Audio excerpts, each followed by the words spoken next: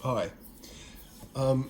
So I wanted to make a video, but I didn't think or couldn't think of anything specific, like a particular album.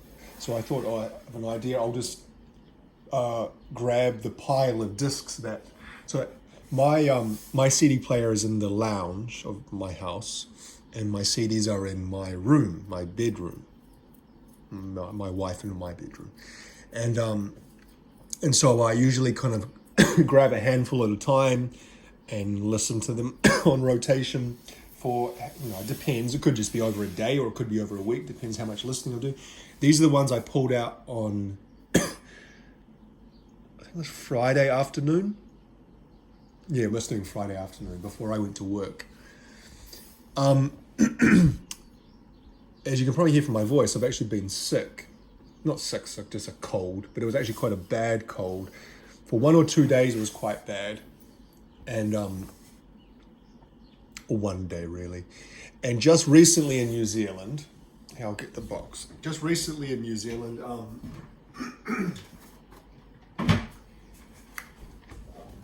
the government has changed the laws around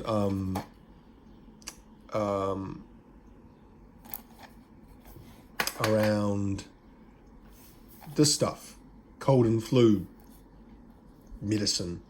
For a long time,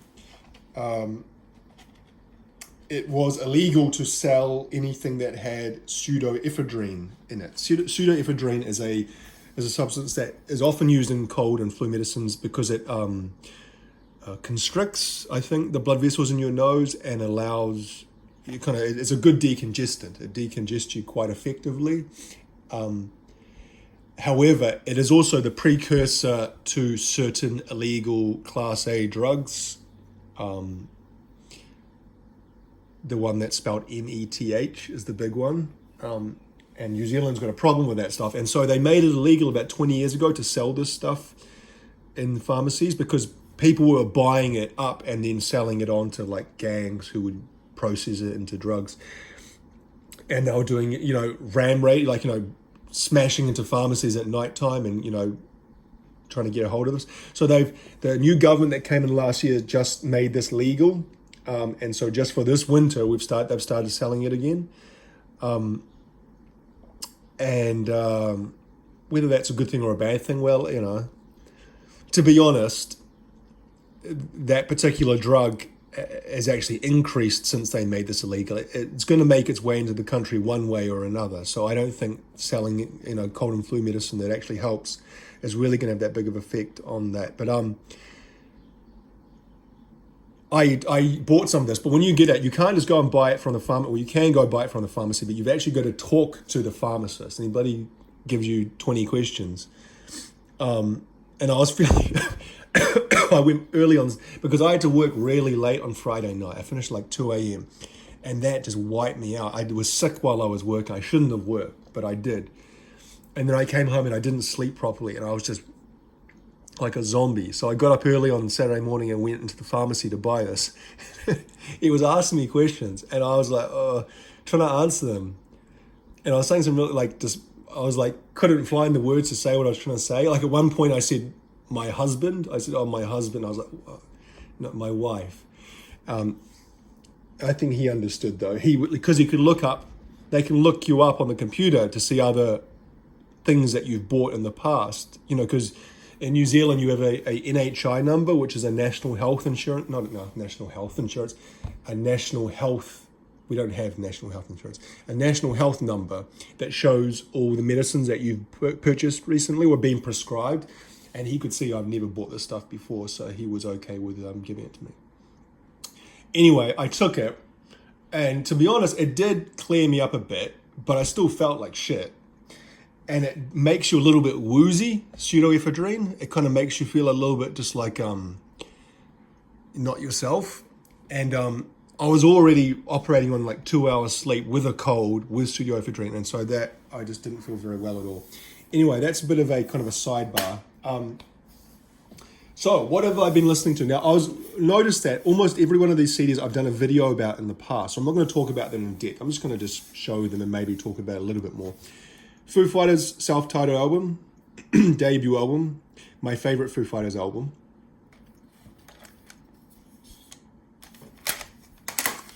Beck Sea Change, released in 2002, 2003. I've done a video about this, 2002. I'd say one of my favorite Beck albums, maybe my second favorite after Odelay. I don't know how you say it, a beautiful album. A very, an album that I go back to a lot and listen to a lot. It's like really, I guess a breakup album is the best way to kind of describe it. The Cardigans, Gran Turismo. This came out in 98, I think. Yep. And the Cardigans, I think I've talked about this album before, and I talked about their other album, which I picked up about 6 months ago. They're a Swedish pop rock alternative kind of band, best known for that song Love Fool. They're quite a catchy hook, vocal hook. I particularly like the song on this, track 2, Erase and Rewind.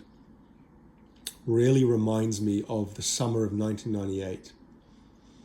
The summer, autumn of 1998. And it's very good. It's quite a good song. It's like I said, a pop alternative kind of song. I wouldn't even say, I guess it's got rock elements, but it's not really rock in the way you usually think of it. And that's what I've been listening to a lot recently. Now, I've done a video on this itself. But for whatever reason, I've been listening to this again. And it's a really, I talked about it a lot in the other video, and if you're probably interested in James Heller, you might have watched that video, although probably not. But if you have, if you are and haven't, then I recommend. This album is really strange. And I don't mean that musically. It's actually very straightforward, middle of the road type music, in no way kind of different in that kind of way. But the atmosphere or aura of the album, I think I tried to talk about this in the past video that I did about this. And I said that, I'm just going to say what I think I said. Maybe I didn't say this exactly, but it reminds me a lot. I'm just talking about being reminded of the late 90s. Well, this album, for some reason, reminds me of that time, also of the late 1990s. And I don't know why exactly. I watched a video from this. It was a few singles were released from this. But the video that I watched that he released as a single was Enough to Be On Your Way. Now, that song he wrote about his brother Alex, who was also a singer-songwriter like James, but obviously not as successful, or not anywhere near as successful, and was actually an alcoholic and ended up dying due to alcoholism in one way or another. And this was in 1993, which was about 4 years before this album was released. And he wrote this song.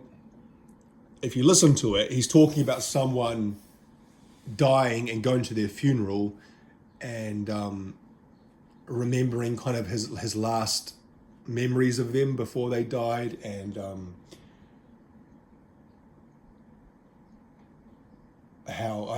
kind of a bit more than that as well. But he changes the name in the song. He doesn't say Alex, he calls it Alice. He said he changed the character to a female character called Alice. And I've read a few different things there. The one that I remember him saying was that he felt it was too raw to refer to his brother directly. He felt it was too hard for him almost to kind of sing. There's a line, the last time I saw Alice. And he said he didn't want to sing that line the last time I saw Alex because it would be kind of too painful to kind of say that directly. Anyway, he made a video for that song. And in some ways, it's quite a bizarre video.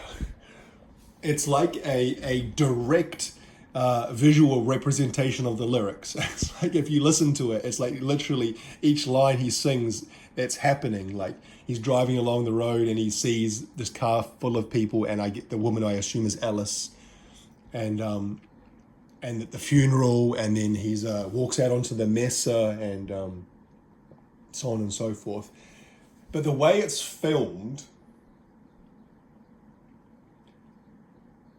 and I don't know much about film visual technique or production application to comment on this any more than saying that when I watch it, it has the most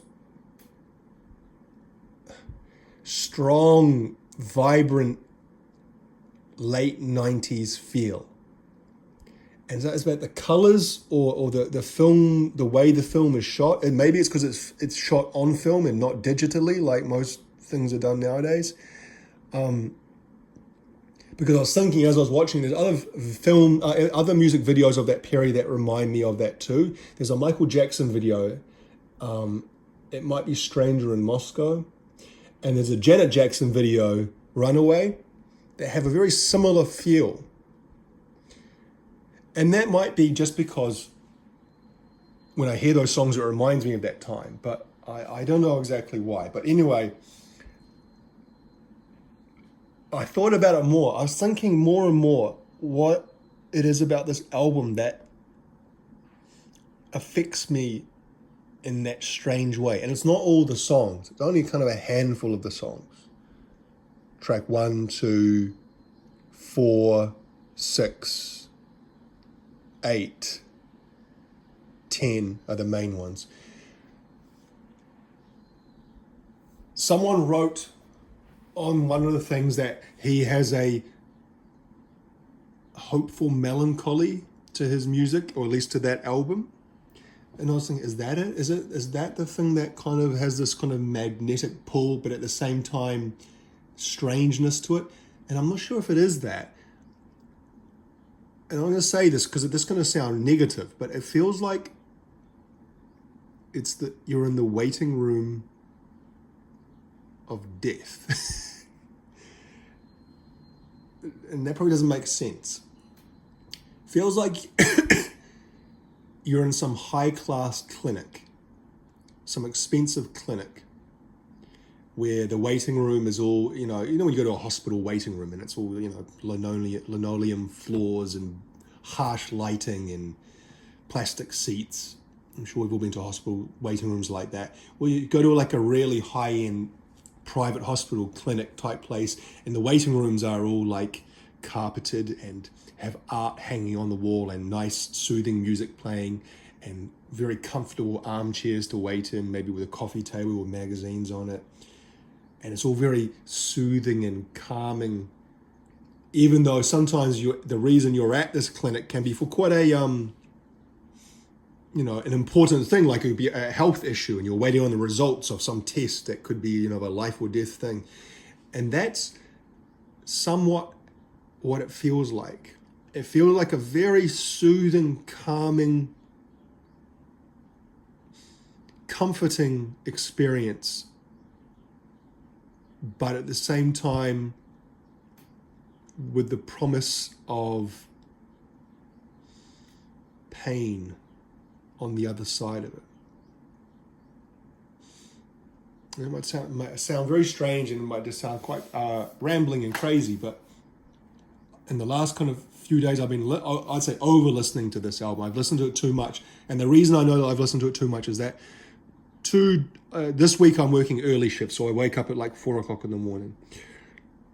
And when I wake up very early in the morning, your brain, your psyche is very unguarded and vulnerable.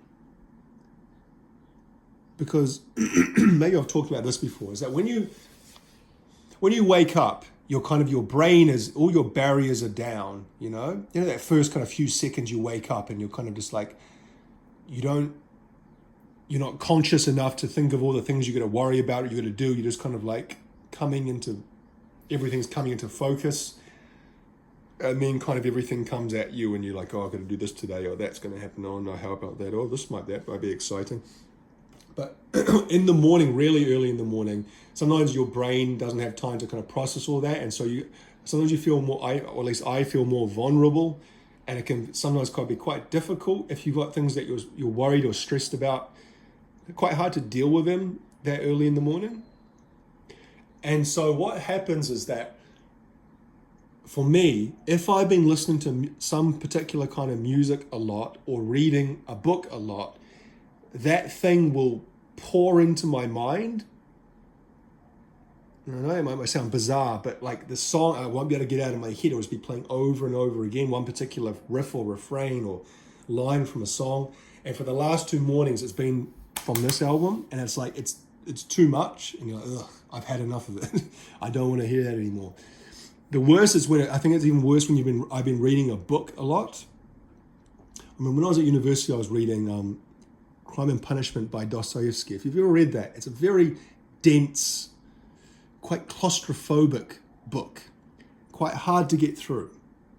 I think it took me like kind of 2 or 3 attempts to get through that book totally. But I used to read it before I went to bed at night, and when I wake up in the morning, the book would like attack me in my brain. It would be like all the things I'd read about before. The guy in his room waiting for the police to come and the interrogation. And it was like infiltrated into my brain, and it was like too much. It might sound like quite I don't know, unhealthy or mentally unhealthy the way I'm talking about these things, but it's a fact. Maybe it's the way that I process kind of things that I absorb, like music and literature and movies. Anyway, so this has been kind of large in my brain over the last 5 days, as the old James Taylor album Hourglass. But I recommend it. You might listen to this and just think, this sounds like cheesy 90s shit. What are you talking about? This sounds like average James Taylor. And that may be true, but for whatever reason, there's something about this album that affects me in a deep, deep way. Faithless, the greatest hits. Got this on sale price. Faithless were, because I think they don't exist anymore, because I know Maxi Jazz passed away a year or two ago now. And that, no, not her, that's Sister, what's her name? Sister Bliss, maybe? One of the members of Faithless is Dido's brother. Rolo, I think. Yeah, there he is, produced by Rolo. Dido, who was big in the early 90s. She did that song with Eminem. Her brother is a producer, writer, and he did a lot of work with Faithless. And anyway, they were a kind of electronic dance type act, big in the 90s, or not big, relatively popular in the 90s, 2000s, especially in Britain. And yeah, they got some good songs. Some of the stuff I don't like, but some of the stuff I do like. I especially like those first 2 songs, Insomnia and Mass Destruction. The 2 Kill Bill soundtracks, Volume 1 and Volume 2. Picked these up relatively recently. I don't think I showed them before, but the songs that were in the movie, you probably remember, if you've seen Kill Bill, you probably remember some of the songs. Bang Bang by Nancy Sinatra. Isaac Hayes. Quincy Jones, or The Lonely Shepherd by Zamfir. I remember that song a lot from when I was a kid. My parents had a cassette tape of Zamfir's pan flute renditions of things like The Lonely Shepherd and Don't Cry for Me Argentina and so on and so forth. You probably know it. And I remember when I was a kid going on car trips with my parents, and those songs playing over and over and over again. So whenever I hear The Lonely Shepherd by Zamfir, it takes me back to that time. Ennio Morricone, Johnny Cash, A Satisfied Mind. Some kind of spoken, scenes from the movie, such as A Few Words from the Bride, Uma Thurman. The Legend of Pai Mei, David Carradine and Uma Thurman. Truly and Utterly Bill, David Carradine and Uma Thurman. I've shown this before. Men I Trust, Uncle Jazz. Great, great album. The more I listen to this, the more I love it. I talked about this about a year ago. I went to their concert when they came to Auckland in 2023. I picked this up from the merch table when they came. The song that I've been listening to a lot recently is Norton Commander. And I was reading about the reason why they named it that, because Norton Commander was a kind of like a computer operating system, not an operating system, kind of the operating system behind the operating system. Like if we say Windows is the operating system, Norton Commander was, I don't know enough about computers to explain, but like Microsoft DOS, right? You could have DOS and Windows on your computer at the same time. Well, Norton Commander was something else that could be used to operate your computer. Anyway, it was kind of seen as a very safe and secure and quite straightforward way to operate a computer. And so the idea of the song, she's talking about or singing about a relationship, safety in a relationship, and maybe kind of the analogy of safety in a computer operating system, maybe. Lastly, I think I've shown this before as well, but I can't remember. Godspeed, You Black Emperor. Yankee UXO, which I think is Unexploded Ordnance.